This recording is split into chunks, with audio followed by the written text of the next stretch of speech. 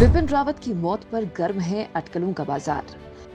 विपिन रावत की मौत के पीछे साजिश का शक।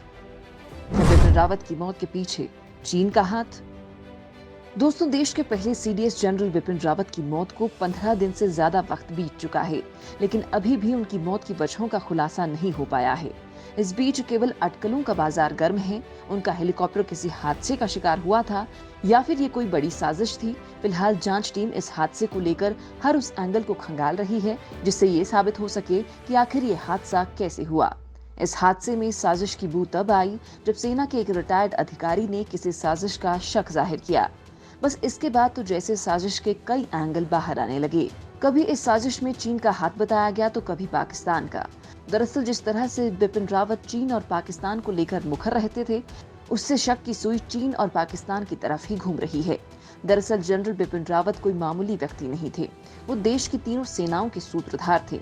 कश्मीर घाटी में आतंकवादियों के खिलाफ ऑपरेशन ऑल आउट उन्होंने चलाया था और वो पाकिस्तान की खुफिया एजेंसी आईएसआई और चीन के खिलाफ खुलकर बोलते थे। यानी उनके बहुत सारे दुश्मन थे और वो पाकिस्तान और चीन के लिए हमेशा से एक खतरा रहे। दरअसल जब पूरा भारत सीडीएस विपिन रावत की मौत पर दुखी था, जनता रो रही थी, तब चीन का सरकारी भोंपू यानी ग्लोबल टाइम्स भारतीय सेना के खिलाफ जहर उगल रहा था। दरअसल जनरल बिपिन रावत वास्तविक नियंत्रण रेखा पर जारी तनाव को लेकर चीन का नाम लेकर बोलते थे, जबकि मोदी सरकार तनाव में भी चीन का नाम लेने से परहेज करती रही। और मौत से कुछ दिन पहले ही जनरल रावत ने कहा था कि भारत के लिए असली खतरा चीन है, ना कि पाकिस्तान। अब जब जनरल रावत की हेलीकॉप्टर हादसे में मौत हो गई है, लेकिन बिपिन रावत की मौत पर भी चीन ताली बजाने से बाज नहीं आया था, जिसके बाद ये आशंका जाहिर की जाने लगी कि कहीं बिपिन रावत की मौत के पीछे चीन का हाथ तो नहीं है। दरअसल हादसा जिस जगह पर हुआ उससे सवाल खड़ा होना लाजमी है, क्योंकि इस हादसे के पीछे अगर चीन का हाथ है तो वो खुद तो इसे अंजाम देने आया नहीं होगा। हो सकता है कि चीन ने इसे अंजाम देने के लिए अपने लोकल नेटवर्क का सहारा लिया हो, या फिर ऐसा भी हो सकता है कि चीन ने साजिश के लिए श्रीलंका के आतंकी गुट एलटीटीई को इसमें शामिल किया हो, क्योंकि जिस जगह पर हादसा हुआ वो जगह एलटीटीई का गढ़ रह चुकी है। यानी इस बात की आशंका है कि कहीं चीन ने इस हेलीकॉप्टर को क्रैश कराने के लिए एलटीटीई की मदद तो नहीं ली।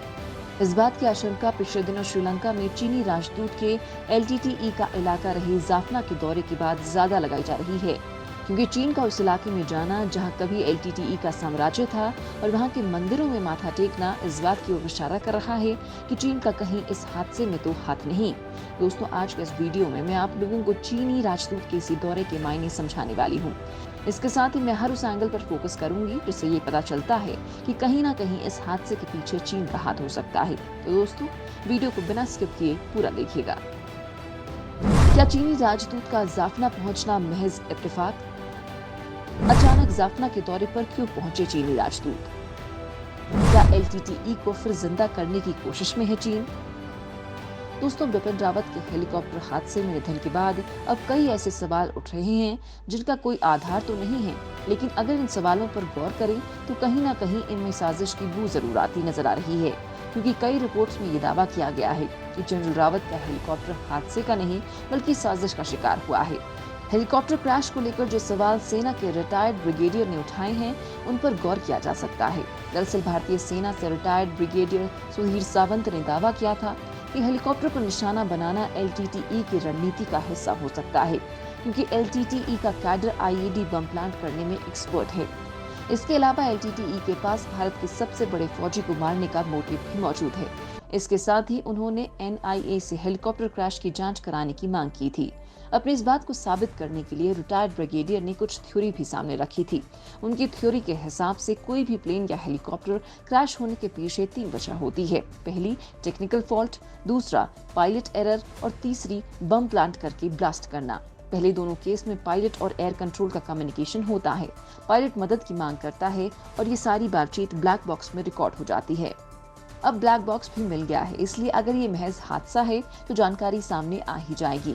और अगर हेलीकॉप्टर में बम ब्लास्ट करके ब्लास्ट किया गया हो तो इस केस में पायलट और एयर कंट्रोल के बीच कोई कम्युनिकेशन नहीं हो पाता और सब कुछ अचानक हो जाता है। जबकि ये इलाका एलटीटीई का गढ़ रहा है, तो ये मजबूत आशंका है कि इस हमले के पीछे एलटीटीई का स्लीपर सेल हो सकता है। दरअसल जब ब्रिगेडियर सावंत ने ये सवाल उठाए थे तब किसी ने ज्यादा इस पर ध्यान नहीं दिया था, लेकिन हाल ही में श्रीलंका में चीन के राजदूत ने जाफना का दौरा कर इस शक को पुख्ता कर दिया है, क्योंकि अभी तक चीन की इस इलाके में कोई दिलचस्पी नहीं थी। लेकिन बिपिन रावत की मौत के बाद चीनी राजदूत का इस इलाके में जाना और वहां के लोगों से मेलजोल बढ़ाना चीन की किसी बड़ी साजिश का हिस्सा लगता है। दरअसल कुछ दिन पहले श्रीलंका में चीन के राजदूत ची झेनहोंग ने तमिल बहुल इलाके में हिंदू मंदिर का दौरा किया। चीनी दूतावास ने इस दौरे की तस्वीरें ट्वीट की हैं। दरअसल जिस इलाके का चीनी राजदूत ने दौरा किया वो इलाका भारत के लिए काफी अहम है। दरअसल ये वही इलाका है जहां तमिलों का हिंसक आंदोलन चला था। भारतीय तमिलों का इस इलाके से भावनात्मक लगाव माना जाता है। यही वजह है कि चीनी राजदूत के मंदिर दौरे पर भारत की नजर है। चीन ने जो तस्वीर ट्वीट की उनमें चीनी राजदूत झेनहोंग जाफना के ऐतिहासिक नल्लूर कंडास्वामी कोविल मंदिर के बाहर प्रसाद की टोकरी लिए नजर आ रहे हैं। उन्होंने मंदिर जाने के लिए पारंपरिक परिधान सफेद धोती पहनी हुई है। इस मंदिर में चीनी राजदूत की पुजारियों ने पारंपरिक तमिल हिंदू तरीके से स्वागत किया था। दरअसल श्रीलंका में चीनी राजदूत ने देश के तमिल बहुल उत्तरी प्रांत के 2 दिवसीय सद्भावना दौरे पर थे। उनके इस दौरे के दौरान श्रीलंकाई नौसेना और थल सेना की सुरक्षा के बीच उन्हें एडम्स ब्रिज तक ले जाया गया था। एडम्स ब्रिज को आप लोग राम सेतु के नाम से भी जाना जाता है। ये वही राम सेतु है जिसे पार करके भगवान श्री राम श्रीलंका पहुंचे थे। ये राम सेतु उत्तर पश्चिमी श्रीलंका और भारत में दक्षिणी तट से दूर रामेश्वरम के पास मन्नार के द्वीपों के बीच मौजूद है।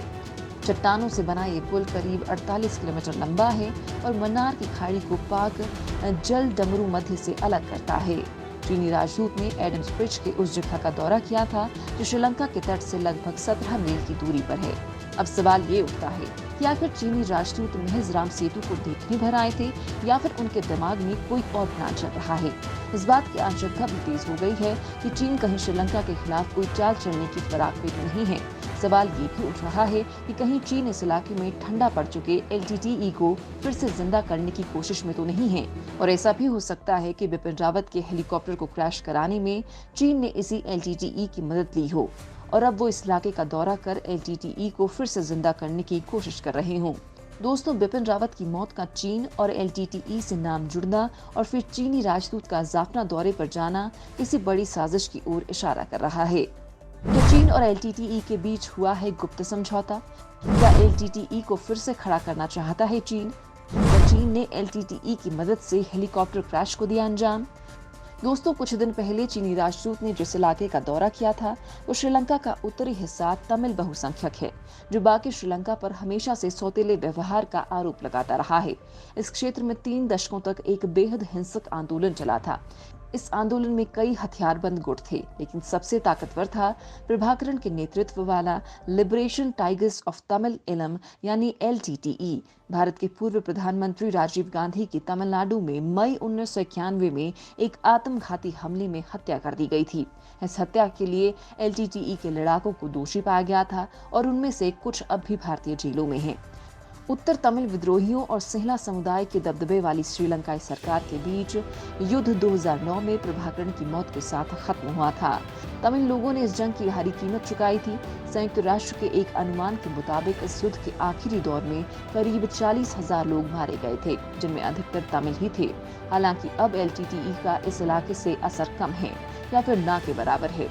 अब सवाल ये उठता है कि क्या LTTE और चीन के बीच कुछ डील हुई है? ऐसा भी हो सकता है कि चीन ने अंदर खाने में LTTE से डील की हो कि वो बिपिन रावत के हेलीकॉप्टर क्रैश में चीन की मदद करें। बदले में चीन उसकी आवाज को अंतर्राष्ट्रीय मंच पर उठाएगा।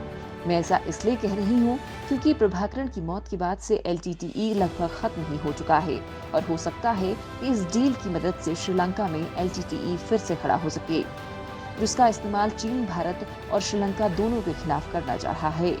चीनी राजदूत ने जब इस इलाके का दौरा किया तो पूरी दुनिया की नजर इस इलाके पर गई और एक बार फिर से श्रीलंका के तमिलों का मुद्दा अंतर्राष्ट्रीय मीडिया में सुर्खियां बना। इसके साथ ही तमिलों का मुद्दा फिर चर्चा में आया। LTTE भी यही चाहता होगा कि उसके हालात पर चर्चा की जाए और शायद चीन और LTTE के बीच डील भी इसी बात की हुई हो। वैसे तो भारत हमेशा से ही इन तमिलों का हित ध्यान में रखता था, लेकिन राजीव गांधी की हत्या के बाद से भारत ने अपना रुख बदल लिया था।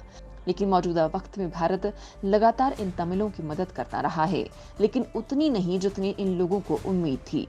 लेकिन चीन ने इनको कुछ ऐसा लालच दिया हो कि ये चीन की इस साजिश में शामिल हो गए हों। फिलहाल बिपिन रावत की मौत की जांच चल रही है और कुछ दिनों में इसका नतीजा भी आ जाएगा।